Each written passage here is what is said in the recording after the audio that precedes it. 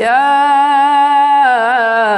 أيها الذين آمنوا اتقوا الله حق تقاته ولا تموتن إلا وأنتم مسلمون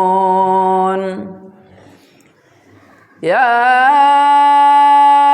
أيها الناس اتقوا ربكم الذي خلقكم من نفس واحدة وخلق منها زوجها وبث منهما رجالا كثيرا ونساء واتقوا الله الذي تساءلون به والأرحام إن الله كان عليكم رقيبا يا أيها الذين آمنوا اتقوا الله وقولوا قولا سديدا يصلح لكم أعمالكم ويغفر لكم ذنوبكم ويدخلكم جنات تجري من تحتها الأنهار يا أيها الذين آمنوا اتقوا الله وقولوا قولا سديدا يصلح لكم أعمالكم ويغفر لكم ذنوبكم ومن يطع الله ورسوله فقد فاز فوزا عظيما وقال تعالى أعوذ بالله من الشيطان الرجيم بسم الله الرحمن الرحيم والعصر إن الإنسان لفي خسر إلا الذين آمنوا وعملوا الصالحات وتواصوا بالحق وتواصوا بالصبر وقال تعالى أعوذ بالله من الشيطان الرجيم بسم الله الرحمن الرحيم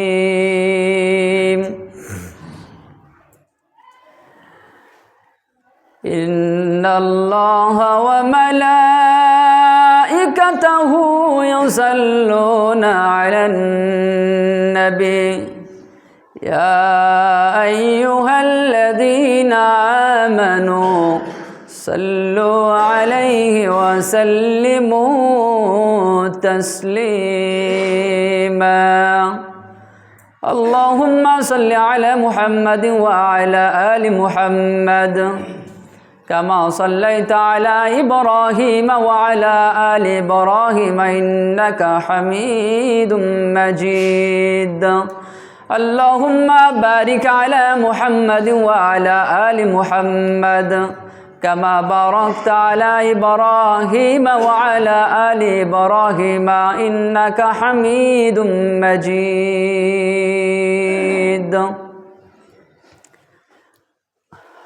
উপস্থিত সম্মানিত মুসল্লি আজম প্রশংসা মাত্র সে মহান আল্লাহ তাবারক ওয়া তাআলার জন্য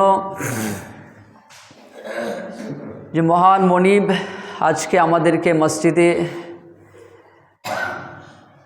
আসার তৌফিক এনায়েত করেছেন, সুযোগ করে দিয়েছেন। সে মহান মনিবের দরবারে আমরা তারই শুকরিয়া জ্ঞাপন করি, আলহামদুলিল্লাহ। দরুদ ও শান্তি বর্ষিত হোক নবী কুলের শিরোমণি প্রিয় নবী মুহাম্মদুর রাসূলুল্লাহ সাল্লাল্লাহু আলাইহি ওয়াসাল্লামের ওপর। আল্লাহুম্মা সাল্লি আলাইহি ওয়া বারিক আলাইহি। আজকের খুতবার আলোচ্য বিষয় হচ্ছে সূরাতুল আসর। পাঁচ ওয়াক্ত মুসল্লিদের প্রায় এই সূরাটি মুখস্থ আছে। কোরআনের একটি ছোট্ট সূরা, সূরা আসর।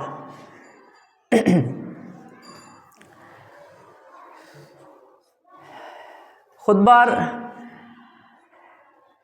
নির্দিষ্ট সময়ে উক্ত সূরাকে সামনে রেখে আপনাদের সম্মুখে সংক্ষিপ্ত কিছু আলোচনা রাখব ইনশাআল্লাহ তাআলা। সূরা আসর হচ্ছে একটি 3 আয়াত বিশিষ্ট একটি ছোট্ট সূরা, কিন্তু এর মাহাত্ম্য, এর তাৎপর্য, এর গুরুত্ব অপরিসীম। ইমাম শাফি রাহিমাহুল্লাহ তিনি বলেছেন, লাউ মা আনজালাল্লাহু হুজ্জাতান আলা খালকিহি ইল্লা হাদিহি সূরা লাকাফাতহুম। যদি আল্লাহ সুবহানাহু ওয়া তাআলা সৃষ্টিকুলের জন্য তিনি সূরা আসর ব্যতীত আর কিছু নাই বা নাজিল করতেন, যদি শুধুমাত্র আল্লাহ সুবহানাহু ওয়া তাআলা সূরা আসরে নাজিল করতেন উম্মার জন্য, মানব জাতির জন্য, তো এই সূরা আসরটা নাজিল হওয়ায় উম্মার জন্য যথেষ্ট হয়ে যেত, এনাফ হয়ে যেত। সুবহানাল্লাহ। সূরা আসরের মধ্যে কি আছে, এর মধ্যে কি তাৎপর্য লুকিয়ে আছে? যদি সূরা আসরই শুধু অবতীর্ণ হতো, কোরআনুল কারীম যদি নাই বা নাজিল হতো, অবতীর্ণ হতো, যদি সূরা আসর উম্মার জন্য নাজিল হতো, তো ইমাম শাফি বলছেন রাহিমাহুল্লাহ উম্মার জন্য যথেষ্ট হয়ে যেত, আর কিছুর দরকার ছিল না। কোরআনুল কারীমের আর অন্যান্য সূরাও দরকার ছিল না, যদি সূরা আসর নাজিল হতো তো যথেষ্ট হয়ে যেত। কি আছে এমন সূরা আসরের মধ্যে? অবশ্যই আজকে জানবো আমরা। শুরু করি সূরা আসর। আল্লাহ সুবহানাহু ওয়া তাআলা শুরু করছেন বিসমিল্লাহির রহমানির রহিম, ওয়াল আসর। ওয়াল আসর ওয়াও কসমিয়া। আল্লাহ সুবহানাহু ওয়া তাআলা এখানে সময়ের কসম খেয়েছেন। এখন আল্লাহর জন্য যে কোনো জিনিসের কসম খাওয়ার অধিকার আছে, কিন্তু বান্দার জন্য নেই। বান্দা যে কোনো কসম খেতে পারে না। আল্লাহ সুবহানাহু ওয়া তাআলা সূরা আসরে সময়ের কসম খেয়েছেন, সূরা আদিয়াতে ঘোড়ার কসম খেয়েছেন। এরকম ভাবে বিভিন্ন সময় বিভিন্ন জায়গায় আল্লাহ তাআলা কসম খেয়েছেন বিভিন্ন জিনিসের। ওয়াল ফজর, আল্লাহ ফজরের কসম খেয়েছেন। এরকম ভাবে বিভিন্ন সময় আল্লাহ সুবহানাহু ওয়া তাআলা কসম খেয়েছেন, বিভিন্ন জিনিসের কসম খেয়েছেন। কিন্তু আপনি আমি মানুষ হিসাবে আপনার আমার অধিকার নাই যে আল্লাহ ব্যতীত কোনো জিনিসের কসম খাবো আমরা। যদি একান্তই প্রয়োজন হয় আমরা শুধু এতটুকু বলতে পারি আল্লাহে বা আল্লাহর কসম, এতটুকু আমাদের জন্য অধিকার আছে। যদি সত্যতা প্রমাণ করতে হয়, একেবারে নিতান্তই প্রয়োজন, কসম ছাড়া আর কোনো উপায় নাই, সেই ক্ষেত্রে চোখের কসম, গায়ের কসম, অথবা মায়ের কসম, অথবা ছেলের কসম, যে কসমগুলো আমাদের সমাজে প্রচলিত আছে, মান হালাফা বিগাইরিল্লাহ ফাকাদ আশরাক। রাসূলুল্লাহ সাল্লাল্লাহু আলাইহি ওয়াসাল্লাম ক্লিয়ার করে দিয়েছেন উম্মার জন্য, মান হালাফা বিগাইরিল্লাহ ফাকাদ আশরাক।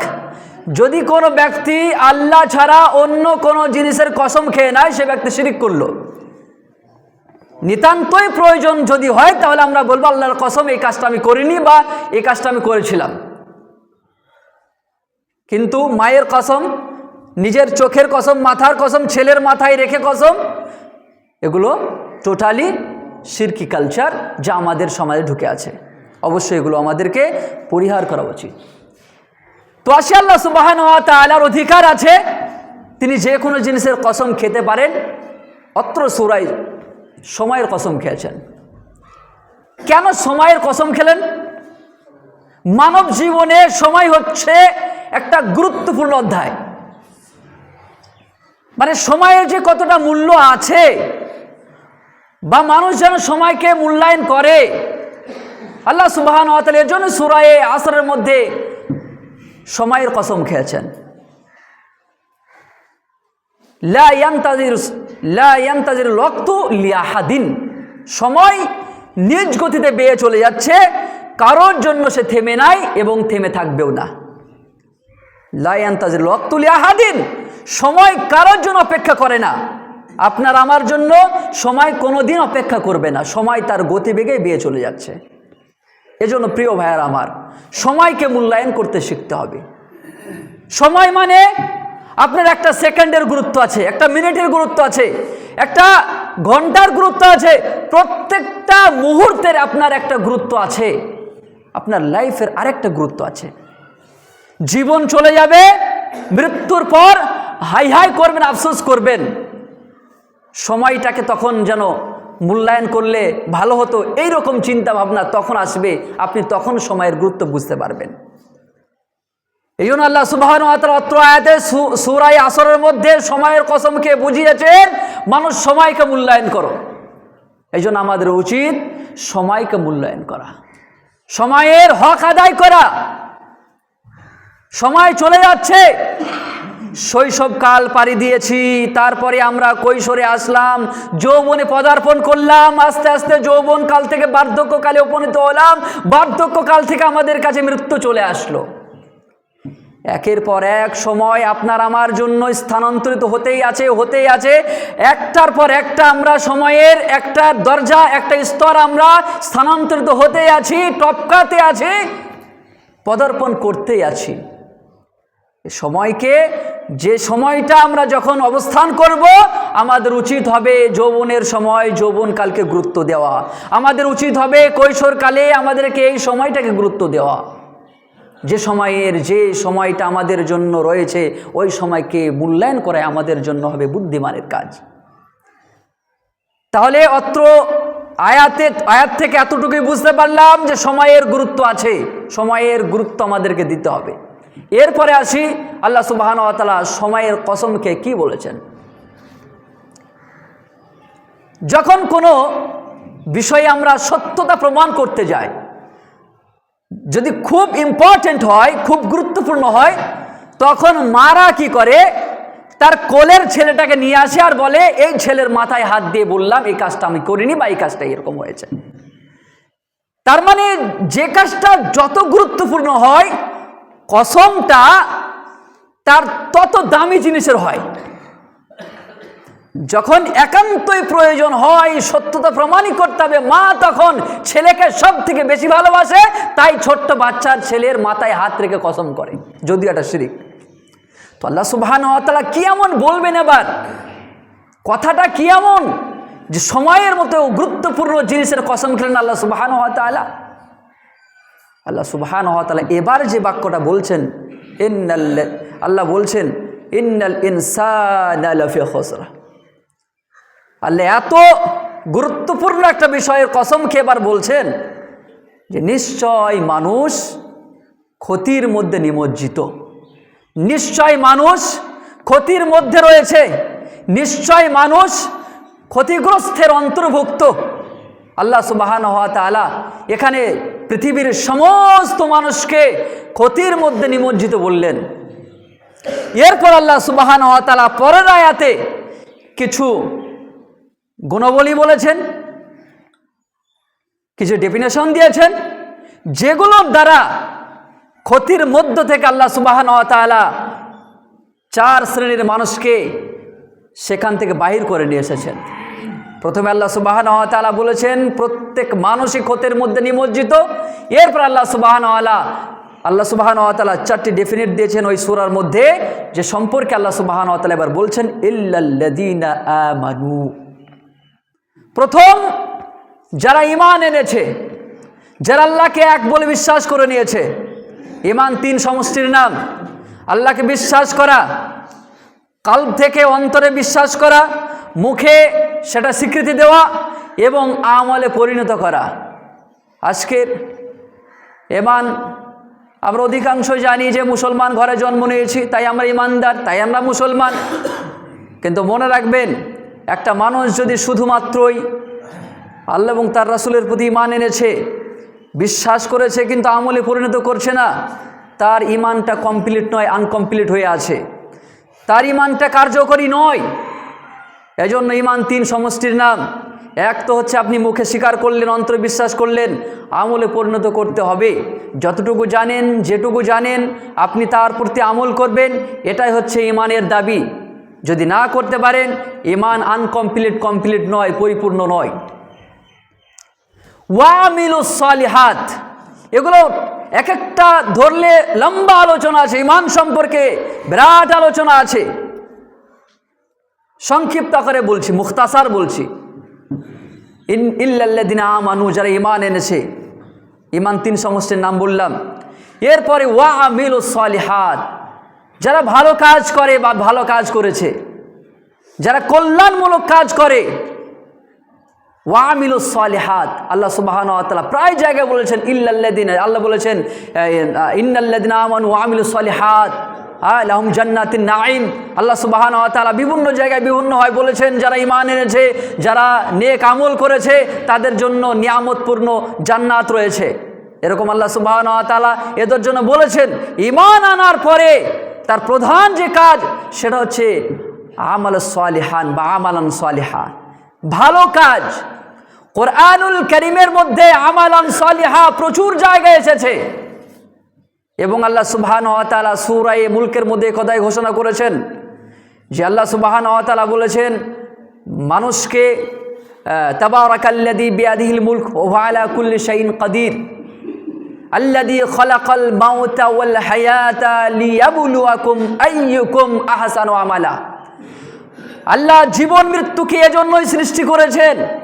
আল্লাহ আপনার হায়াত, আমার হায়াত এমনি দিয়েছেন, এমনি নয়।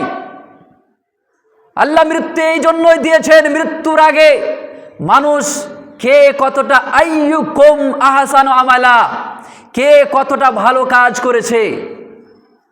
আমালান কাসীরান নয়, প্রচুর আমল নিয়ে আল্লাহর কাছে যাবেন, কোনো দাম নেই। আমালান সালিহা, আমালান হাসানা, আপনার উত্তম আমল, ভালো কাজগুলোকে আল্লাহ দেখবেন, পরিমাণ যতই কম হোক না কেন। মনে রাখবেন, স্পিডে আপনার 20 রাকাত তারাবির থেকে ধীর স্থিরভাবে 8 রাকাত তারাবি অনেক উত্তম। যে কোনো কাজ আপনি যদি ভাবেন সংখ্যায় আমি বৃদ্ধি করাবো, আর কেউ যদি ভাবে আমি সংখ্যায় নয়, আমি সৌন্দর্য করব, এই সৌন্দর্যময় কাজটাই উত্তম সংখ্যা বৃদ্ধির থেকে। এই জন্য আল্লাহ সুবহানাহু ওয়া তাআলা কোরআনুল কারীমে আমালান কাসীরান কথা বলেননি, আল্লাহ বলেছেন আমালান সালিহা, আল্লাহ বলেছেন আইয়ুকুম আহসানু আমালা, কে কত ভালো কাজ করে। দুনিয়ার এটাই প্রতিযোগিতা, এটাই কম্পিটিশন, যে কে কতটা উত্তম কাজ করে, কে কতটা ভালো কাজ করে, আমালান সালিহা, নেক কাজ করে। আমাদের আমলে জিন্দেগিতে নেক কাজ, ভালো কাজ অনেক প্রয়োজন আছে। সকাল থেকে শুরু করে সন্ধ্যা পর্যন্ত আমরা যদি আমাদের হিসাবগুলো একবার মিলিয়ে দেখি, তাহলে দেখব আমালান সালিহা আমাদের জীবনে নেই বললেই চলে। আমালান সালিহা, ভালো কাজ আমরা করতে চাই না, ভালো কাজের দিকে মন যেতে চায় না, ভালো কাজের দিকে মানুষকে আমরা উৎসাহিত করতে পারি না, ভালো কাজ নিজেও করতে চাই না, মনও চায় না। এরপর আল্লাহ সুবহানাহু ওয়া তাআলা যেটা বলছেন ওয়াতাওয়াসাউ বিল হক, তৃতীয় ডেফিনিট যেটা, সেটা হচ্ছে তারা একে অপরকে হকের প্রতি তারা উৎসাহিত করবে। হক কি? কোন তাফসীর কারক বলছেন হক হচ্ছে আত-তাওহীদ, হক ঈমান, হক সত্য কথা। তো হক মানে এতটুকু ভাবুন যে হক মানে হচ্ছে সত্য, হক মানে সত্য। এটা তাওহীদ পড়বে, ঈমান পড়বে বা অন্য কিছু পড়তে পারে। হক মানে সত্য, সত্যের দিকে মানুষদেরকে উৎসাহিত করা, হকের দিকে মানুষদেরকে আহ্বান করা, প্রেরণা দেওয়া, উৎসাহিত করা। আজকে নিজেও তো হকের বাইরে আছি আমরা, আর আমরা হকের উৎসাহিত কাউকে দিতেও চাই না, মানুষকে সত্যের আহ্বানও করি না, নিজেরা তো মিথ্যা দিয়ে জীবন চালাচ্ছি। জীবনের প্রত্যেকটা মুহূর্তে মিথ্যা দিয়ে ভরপুর হয়ে আছে আমাদের জিন্দেগিতে। আমরা কোনো সময় সত্য কথা বলবো, সত্যের প্রতীক হব, সত্যের ওপরে চলবো, এরকম সংখ্যায় মানুষ খুবই কম সমাজে। সর্বত্র আজকে নাম দিয়েছি আমরা মুসলিম, আমাদের কালচার, আমাদের মুসলিমি কালচার, কিন্তু এই সভ্যতার যুগে এসে আমরা সর্বক্ষেত্রে মানব জীবনে আমরা মিথ্যা আশ্রয় নিয়ে থাকি। নিজে তো সত্যের দিকে যাই না, মানুষকে কিভাবে সত্যের দিকে উৎসাহিত করব। এই জন্য সত্যের প্রতীক হতে হবে, সত্যের পথে চলতে হবে, তাওহীদের বাণী মানুষের কাছে প্রচার করতে হবে। ইমানের দাবি, এটা আপনার ইমানের দাবি, আপনি ইমান এনেছেন, ইমান একটা দাবি রাখে, আপনি এগুলো করবেন। ইমান দাবি রাখে আপনি মানুষের কাছে সত্যের বার্তা পৌঁছে দেবেন, আপনি সততার সাথে দুনিয়া যাপন করবেন। নবী মুহাম্মদ রাসূলুল্লাহ সাল্লাল্লাহু আলাইহি ওয়াসাল্লাম তিনি তার জীবনে সততাকেই জীবনের মূলধন মনে করেছিলেন, যার জন্যই তো নবী মুহাম্মদ আজও সারা বিশ্বের কাছে প্রশংসিত হয়ে আছেন। আপনি যদি নবী মুহাম্মদ সাল্লাল্লাহু আলাইহি ওয়াসাল্লামের একজন যোগ্য উত্তরসূরি হতে চান, যদি তার শ্রেষ্ঠ উম্মাহ হতে চান, তাহলে আপনাকে হকের উপরে থাকতে হবে, সত্যের উপরে থাকতে হবে, সত্যের বার্তা মানুষের কাছে পৌঁছে দিতে হবে, সত্যের জন্য মানুষকে উৎসাহিত অনুপ্রেরণা করতে হবে। আল্লাহ সুবহানাহু ওয়া তাআলা শেষে যে কথাটা বলছেন, শেষের ডেফিনিটটা হচ্ছে ওয়াতাওয়াসাউ বিস-সাবর। এতক্ষণ যা বললেন আল্লাহ সুবহানাহু ওয়া তাআলা, এই তিনটাকে মিলিয়ে এবার শেষে বলছেন ওয়াতাওয়াসাউ বিস-সাবর।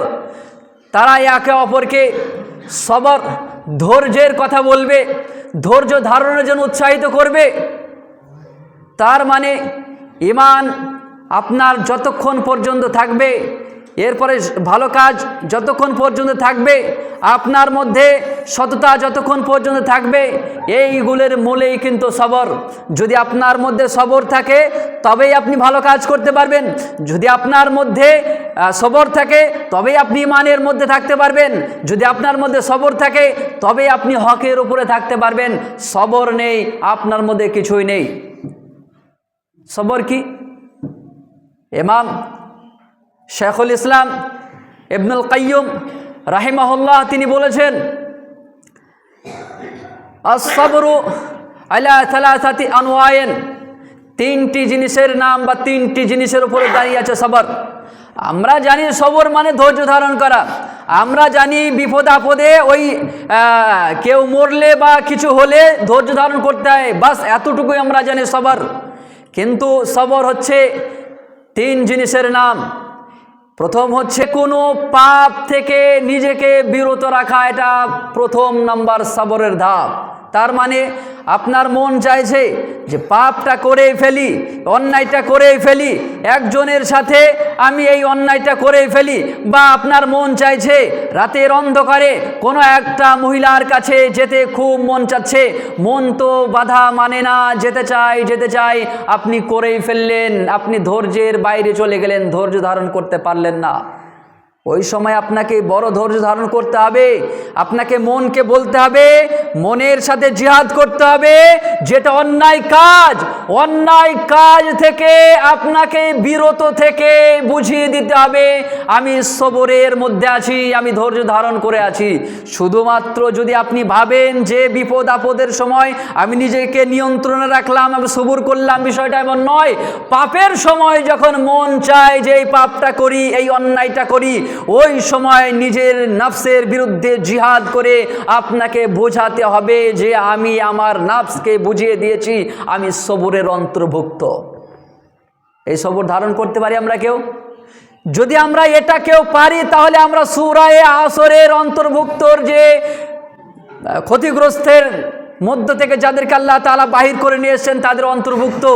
আর যদি না থাকে তাহলে আমরা সবাই সূরা আসরের প্রথম আয়াত, দ্বিতীয় আয়াতে যে আল্লাহ সুবহানাহু ওয়া তাআলা বলছেন মানুষ ক্ষতিগ্রস্তের অন্তর্ভুক্ত, তাহলে আমরা সবাই ক্ষতিগ্রস্ত অন্তর্ভুক্ত। তাহলে প্রথম হচ্ছে সবরুন আলা আন মাসিয়াতিল্লাহ, আল্লাহর অবাধ্যতা থেকে নিজেকে বিরত রাখা, এটা হচ্ছে প্রথম সবর। এরপরে দ্বিতীয়টা কি? সবরুন আলা তাআতিল্লাহ। দ্বিতীয়টা হচ্ছে আল্লাহর ইতাআতে সবর করা। আপনি এটাকে প্রথমেই আনতে পারেন যে সবরুন আলা তাআতিল্লাহ, আল্লাহর ইতাআত করা। তাহলে আল্লাহর ইতাআত করা এটা প্রথম করবেন।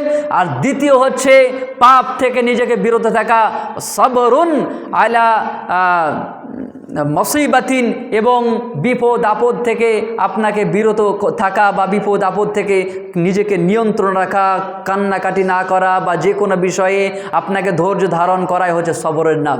তাহলে এক হচ্ছে নিজেকে আল্লাহ এবং তার রাসূলের প্রতি ইতাআতের মধ্যে আপনি সঁপে দেবেন।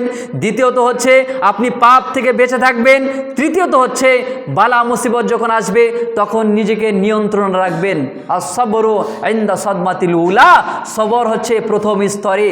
আপনাকে কেউ একটা থাপ্পড় লাগিয়ে দিয়েছে, আপনার মুখে যত কিছু এসেছে আপনি সব কিছু ডেলিভারি দিয়ে দিয়েছেন। একজন আমাকে মেরেছে আর আপনি তাকে গালিগুলোজ করে সব কিছু করেছেন। যখন মেয়েরা ঝগড়া করে তো এক পক্ষ একটা মেয়েকে গালিগুলোজ করছে বা কিছু বলেছে, এও কিন্তু পাল্টা জবাব দেয়। শেষে যখন পারে না তখন বলে ঠিক আছে সবর করে নিলাম, আল্লাহ ঠিক ডেকে নেবে, তোর বিচার আল্লাহ করবে। রাসূলুল্লাহ সাল্লাল্লাহু আলাইহি ওয়াসাল্লাম বলছেন এটার নাম সবর নয়। যদি এরকম ক্ষেত্রে হয় তাহলে আসসাবরু ইনদা সাদমাতিল উলা, প্রথমে ধৈর্য ধারণ করতে হবে। থাপ্পড় যে লেগেছে ওই থাপ্পড়ের পরে বলতে হবে অন্যায়ভাবে মারলে তো সবর করলাম, আল্লাহ তোমার বিচার করবে, এটাই সবর। আর যদি থাপ্পড় খাওয়ার পরে আপনি আপনার মুখের যত ভালো মন্দ আছে সব ডেলিভারি দিলেন, এরপরে যদি বলেন সবর করলাম, ও সবরের কোনো দাম নাই, ওটা ধৈর্য ধারণ করা হলো না।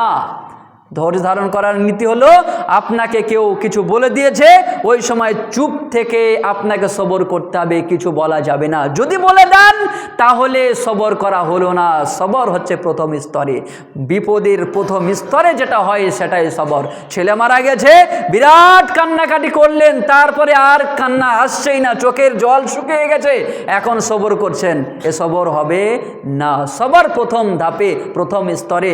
বিপদ এসেছে, ইন্না লিল্লাহি ওয়া ইন্না ইলাইহি রাজিউন পড়লেন, পরে আল্লাহর কাছে আপনি আপনার যতটুকু সাধ্য আছে সেই মোতাবেক, আপনি যদি সন্তান মারা যায় দোয়া করলেন, পিতা মারা গেছে দোয়া করলেন, মুসিবত হয়েছে আল্লাহর কাছে সেই মুসিবত সম্পর্কে আশ্রয় চাইলেন, বাস এতটুকু ঠিক আছে। কিন্তু যদি আপনি কান্নায় ফেটে পড়েন, ভেঙে পড়েন, এখন চোখের পানি শুকিয়ে গেছে, কাঁদতে মন চাইছে না, আপনি ধৈর্য ধারণ করেন, এটা ধৈর্য ধারণ হলো না।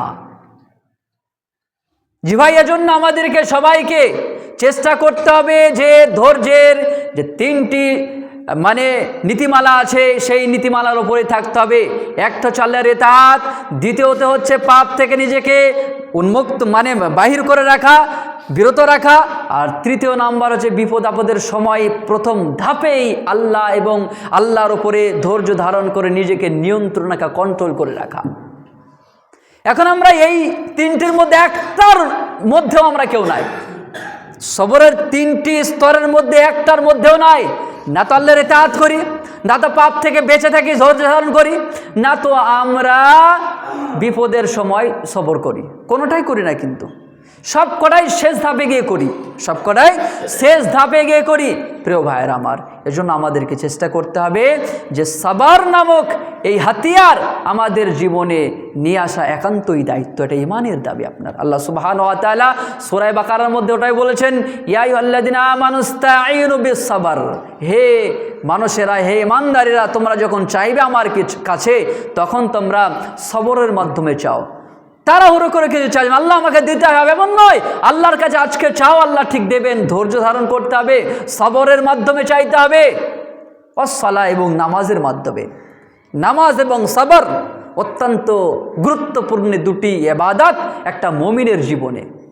যদিও আমরা যারা ঈমান এনেছি, ভালো কাজ করেছি, এগুলো সব করলেও আমরা কিন্তু সবর করতে পারিনি, ধৈর্য ধারণ করতে পারিনি। ধৈর্য নামক এই গুরুত্বপূর্ণ একটা অধ্যায় আমাদের জীবনে নেই বললেই চলে। আর যদি ধৈর্য না থাকে, ধৈর্য নেই, নামাজ পড়তে পারবেন? নামাজের জন্য কি লাগবে? লাগবেই ধৈর্য। ফজরের সময় এই শীতে আপনার যদি ধৈর্য না থাকে, উঠতে পারবে কেউ? এখানে ধৈর্য লাগবেই ধৈর্য। যে আমাকে উঠতে হবে, উঠে নামাজ পড়তে হবে, ধৈর্য লাগবে। তাহলে আলা তাআতিল্লাহ, ইতাআত করতে গেলেও ধৈর্য লাগবে, ইতাআত করতে গেলে ধৈর্য লাগবে। এবং যদি আপনি এখন যে কোনো বিষয়ে ভালো কাজ করবেন, একটা ভালো কাজ, যে কোনো একটা ভালো কাজ করবেন, কাজটা খুবই কঠিন, কাজটা খুবই কঠিন, সেই কাজটা যদি আপনি ধৈর্য ধারণ না করতে পারেন, তাহলে কি সবর যদি না থাকে ওই কাজটা করা যাবে? রমজানের রোজা ভালো কাজ, রমজানের রোজা কি কাজ? ভালো কাজ। দুপুরবেলায় বিরাট ক্ষুধা লাগে, খিদা পাই, পিপাসা, আমরা পিপাসিত হয়ে যাই। এখন ওই সময় সব থেকে বড় জিনিস কি আমাদের জন্য? সবর। ওই সময় যদি সবর না থাকে, কেউ ধৈর্য ধারণ করে না থাকে, রোজা থাকতে পারবে? রোজা পূর্ণতা পাবে? তার পাবে না। যে কোনো ভালো কাজের জন্য আপনাকে সবর লাগবে। ইমানের জন্য সবর লাগবে, ইমানের জন্য সবর লাগবে। ইমান তিন সমষ্টির যদি নাম হয়, তাহলে ইমানের জন্য সবর কীরকম লাগবে? আমাকে আমার জানা অনুযায়ী, আমার ইমান অনুযায়ী জিন্দেগিতে আমল করতে হবে, ভালো কাজ করতে হবে, আমাকে সেই মোতাবেক চলাফেরা করতে হবে। এখন একটা মুমিন কোন সময় তার ইমানের সহিত চলাফেরা করবে? যখন তার ধৈর্য থাকবে। ধৈর্য ছাড়া আগের তিনটি কাজ আপনার কাছে জিরো। লাগবে ধৈর্য। ইমান আনলে মানুষেরা আপনাকে ভৎসনা করবে, গালগুলোজ করবে, তিরস্কার করবে, কত কি বলবে, ধৈর্য লাগবে। এই জন্য ধৈর্য মানব জীবনের তার গুরুত্বপূর্ণ অধ্যায়, খাস করে একটা মুমিনের জন্য। আজকের এতটুকু আলোচনা সূরা আসরের। আল্লাহ সুবহানাহু ওয়া তাআলা অত্র আয়াতে সার কথা যতটুকু ততটুকুই বলে খুতবা শেষ করছি। অত্র আয়াতে আল্লাহ সুবহানাহু ওয়া তাআলা প্রথম আয়াতে সময়ের কসম খেয়েছেন, দ্বিতীয় আয়াতে তিনি সমগ্র মানব জাতিকে বলেছেন মানুষ ক্ষতিগ্রস্তের মধ্যে আছে। এরপরে চারটি ডেফিনেট দিয়েছেন, যাদের মধ্যে সেগুলো থাকবে তাদেরকে আল্লাহ বলেছেন তারা ক্ষতিগ্রস্তের মধ্যে নেই, তারা ওদের বাইরে। এক হচ্ছে ঈমান এনেছে, দ্বিতীয় হচ্ছে তারা ভালো কাজ করেছে বা ভালো কাজ করে, তৃতীয় হচ্ছে তারা হকের জন্য, সত্যের জন্য মানুষকে দাওয়াত দেয়, সত্যের জন্য মানুষকে উৎসাহিত করে, আর সবরের জন্য মানুষকে উৎসাহিত করে এবং নিজেও ধৈর্য ধারণ করে। এই ছিল সূরা আসরের সার কথা, মুখতাসার আলোচনা। এবং এর লম্বা দীর্ঘ আলোচনা আছে। খুতবার মূল্যবান সময়ে আমি এতটুকু আলোচনা করলাম। আমাদেরকে শেষের বেলায় এতটুকু মেসেজ নিতে হবে এই সূরা থেকে, যে আমাদেরকে অবশ্যই নিজেদেরকে সময়ের মূল্যায়ন করতে হবে, সর্বদা সময়ের দিকে খেয়াল রেখে আমাদেরকে জীবনযাপন করতে হবে। দ্বিতীয়ত হচ্ছে চারটি যে ডেফিনেশন আল্লাহ সুবহানাহু ওয়া তাআলা বলেছেন অত্র সূরার মধ্যে, এগুলোকে নিয়ন্ত্রণ করে আমাদেরকে চলাফেরা করতে হবে। আল্লাহ সুবহানাহু ওয়া তাআলা আমাদেরকে সেই তৌফিক এনায়েত করুন। আমরা বলি আল্লাহুম্মা আমিন।